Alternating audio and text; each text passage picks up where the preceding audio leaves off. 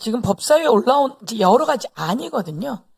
안에는 안 제200조 3의 2항에 경찰이 긴급 체포하면 즉시 검사에게 통보한다. 이렇게 되어 있고요.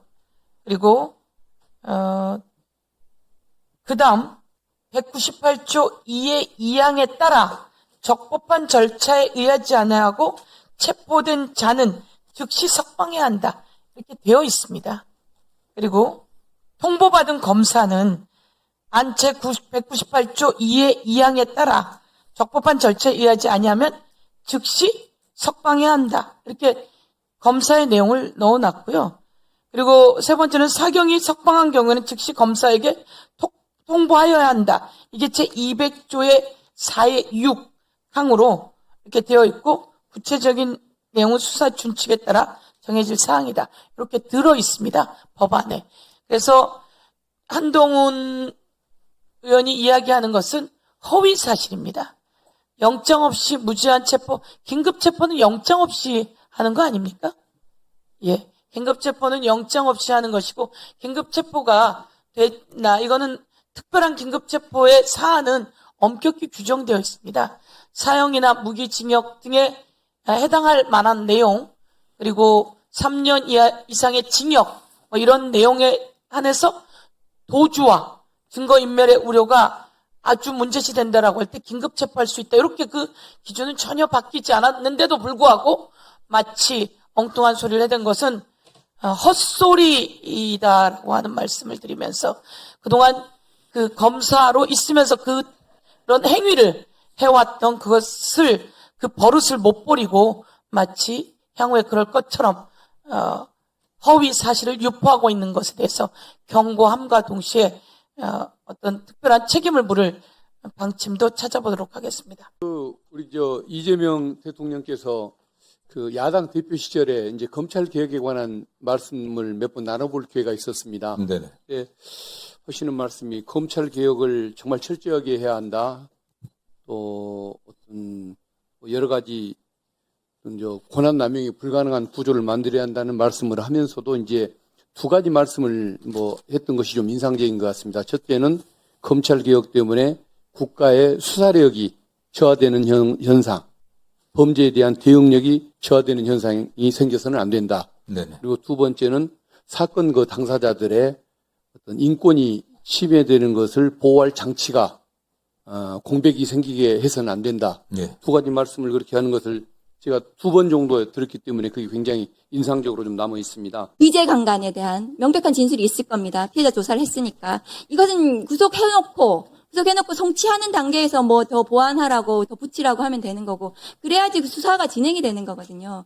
근데 구속도 반려해놓고, 영장도 기각해놓고는 본인들이 잘못했는 것을 지금 뒤집어 엎는 거예요. 기자간담회를 해가지고 언론에 제목이 막 나가는 거예요. 적법하다, 우리는 잘못이 없다, 이렇게 차장검사가 막 기자들한테. 그럼 기자들은 받아쓰기 하잖아요. 이 검언유착, 이것이 경언유착은 왜 없는지 아세요? 검사들이 경찰을 수사해요. 피해사실 공표, 공무상 비밀 누설. 경언유착은 없는 겁니다. 검언유착은 왜 있을까요? 검사들이 자기들이 수사를 안 해요. 기소도 안 하고 자기들은 처벌받지 않습니다. 그래서 수사권을 분리하자는 거예요. 이 구조가 70년 동안 이렇게 왔어요. 네, 1분 더 드릴게요. 그러니까 경찰이 잘했다는 거 아니고, 경찰만 수사 잘한다는 것도 아니고, 검찰만 수사 잘한다는 거 아니에요. 수사 기소 분리, 수사권을 가지고 기소권을 가지고 있는 검사가 수사를 하게 되면 왜곡한단 말이죠. 왜곡, 조작. 지금 많이 벌어지고 있잖아요. 지금 눈으로 지금 확인하고 있는 상황 아닙니까? 그런데 검언유착까지 일어나는 거예요. 이 정말 최영중 사건, 13살짜리 아동 성착취, 이것이 여죄가 막 엄청나게 드러날 수밖에 없는 이런 사건에 대해서도 검찰이 무슨 이유로, 저는 오늘 이 검찰 출신 변호사, 지금 당협위원장 얘기가 나오는, 정말 그것 때문에 이것이 막아졌는지 수사가 막혔는지 알 수 없는데, 그렇다면 이것은 누가 수사합니까? 만일에 그렇게 수사를 막았다면 수사를 할 데가 없어요. 드러나지도 않습니다. 이 구조, 검언유착, 그 다음에 이 정치검찰, 기소권을 가지고 수사를 왜곡하는 이 구조를 없애자는 것이 검찰개혁입니다. 이상입니다.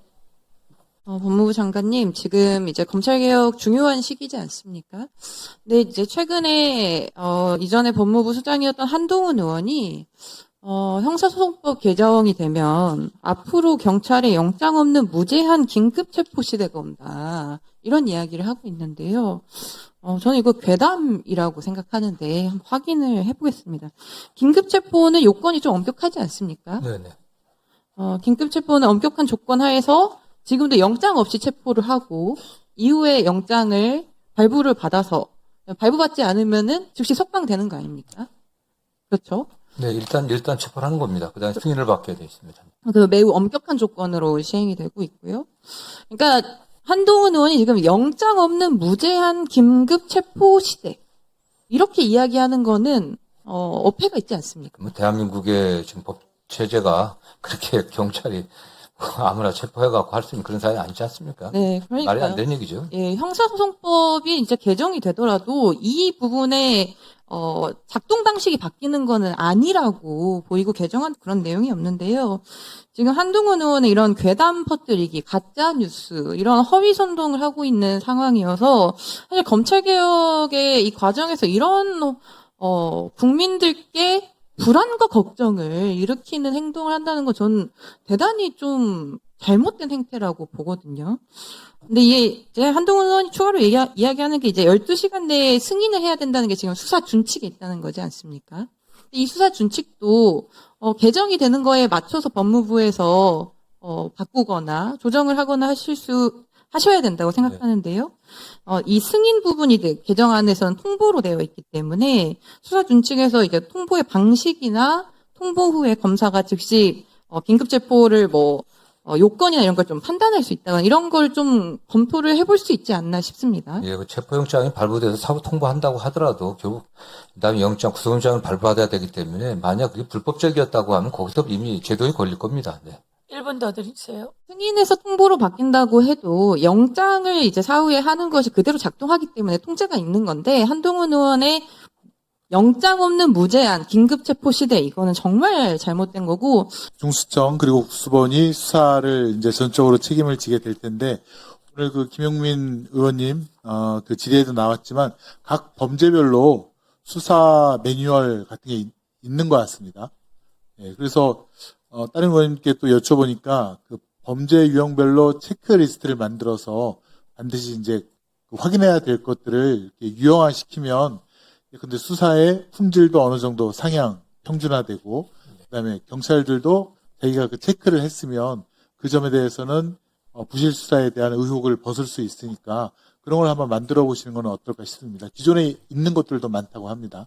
네네. 그거 한번 말씀을 예, 드리고요. 좋은 의견 말씀해 주셔서 감사합니다. 그다음에 장윤기 사건 같은 경우에는 이제 수사 과정에 있던 증거가 인멸되거나 은닉돼서 국민들께서 분노하시고, 그다음에 이게 사후적으로 밝혀지면서 지금 경찰이 아주 많은 비판을 받고 있는데 수사 과정에 획득한 모든 증거라든가 양형 자료까지 경찰에서 혹은 중수청에서 마련한 데이터 센터 같은 데다가 다 전자화시켜서 보관할 수 있도록 그렇게 했으면 좋겠습니다. 그다음에 압수수색 나갈 때 검찰은 바디캠을 갖고 나가거든요. 네. 그래서 현장을 다 찍는데 경찰도 압수수색 과정 혹은 현장에 나갈 때는 바디캠을 설치를 해서 그 과정을 다 촬영이 될 수 있도록, 그다음에 아까 말한 데이터 센터에 보관될 수 있도록, 네네. 그리고 사후적으로 사건 관계인이라든가 요청이 있으면 전문가 포함한 검증을 받을 수 있도록 하는 것도 국민들께서 안심할 수 있는 방법이 될 것 같습니다. 네.